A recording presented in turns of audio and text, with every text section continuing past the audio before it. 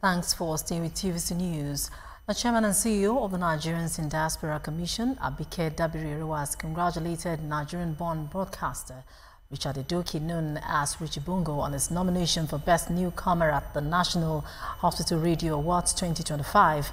In a congratulatory message issued by the Commission's Director of Media, Public Relations and Protocols Unit, Abdurrahman Balogun in Abuja, Mrs. Dabiri Erewa commended Mr. Edoki's effort as a shining example of Nigerian excellence in the diaspora, while wishing him success at the awards ceremony set for the 5th of April later this year in Leicester.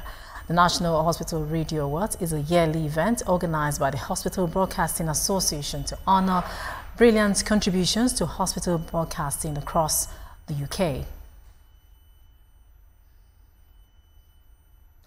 And I have joining me on board now Nigerian-born broadcaster Richard Edoki to speak on his nomination.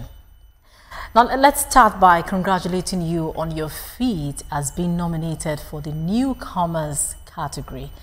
Tell us more about this category and the award itself. Thank you, Bimbo. Good afternoon. So good to see you once again.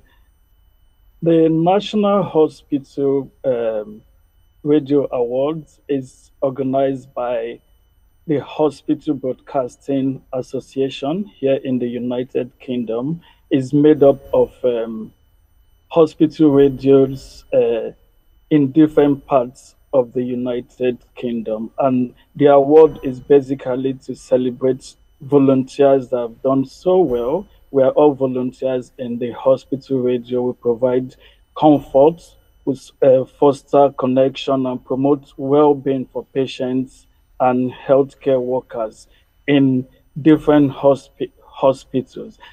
I volunteer for a hospital radio and a community radio called CHBN. CHBN is a Community Hospital Broadcasting Network. It's a community and hospital radio, and we provide services for Royal Cornwall Hospital, St. Michael's Hospital, and West Cornwall Hospital, all in Cornwall here in the UK. Cornwall is a county in England.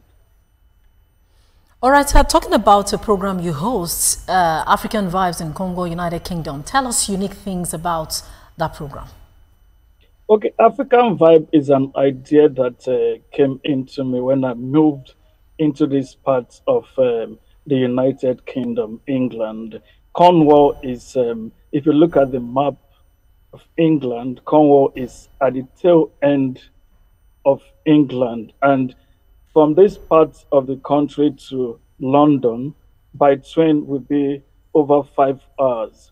So I decided and I said, Cornwall is a growing African population. As a broadcaster, I've done over 2 decades in the broadcast industry back home in Nigeria. And I said to myself, there's a space that no one have gone into. How do we satisfy Africans coming to these parts of the world to work and to live? And because if you listen to the radio, you see the television, all they do is something that is not speaking to we as Africans. I now said, people are coming this way. First, the first thing you battle with is depression, because you're no longer seeing your friends, your families, the food, the kind of music you listen to, they don't play it on the radio, and you don't see your movies on television here. And I said to myself, why can't we just have a program dedicated for Africans? And I approached CHBN, and they accepted. And we started. African Vibe is a platform that we Africans, we talk to ourselves. We talk about our cultures, our lifestyle, we play our music, and just a way of fostering relationship with our hosts. And in turn, we intend to learn from the Cornish people, because if you move into a new environment, there's this cultural shock. One, you don't understand their language and they don't understand you properly. We all speak English, but there are different kind of way we communicate and way we do things. African Vibe for me is a platform where I said, let's have a center point. You listen to us and we listen to you. And so far we've been able to bring the Cornish people to understand how we Africans we do things. We don't want the history book to tell our stories. We want to tell our stories ourselves, and that's why I set up African Vibe, and it's been awesome here in Cornwall. All right, can you quickly share with us one or few experiences about your audience and the impact on them?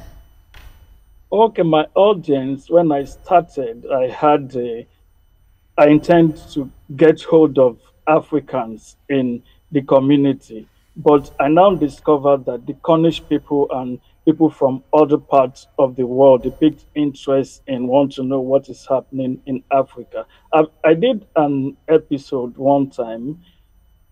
I tried to say, sometimes we as parents, when we intend to go for vacation or what we call japa in the Nigerian setting, we don't consider our children in making that decision. We just say, get your passport and we're out. I tried one in one of my segments to get the children, African children that have moved to this part of the world, and I asked them question. What went through your mind when your parents said you're leaving your different African country and you're coming to the United Kingdom? I heard a lot.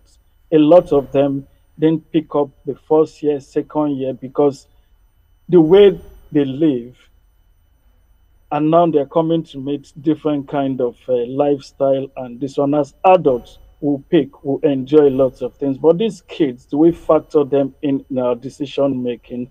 And at the end of that program, so many lessons were learned. I've done, there's this marriage ceremony in the southern African parts of the continent. It's called the Lobola marriage.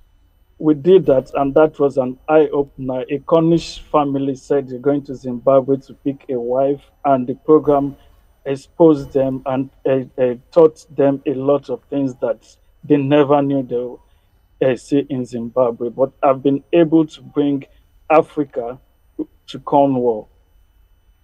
Interesting. I would like to say congratulations once again, Richard. Thank you, Bimbo. Thanks indeed for your time with us. Good to see you again.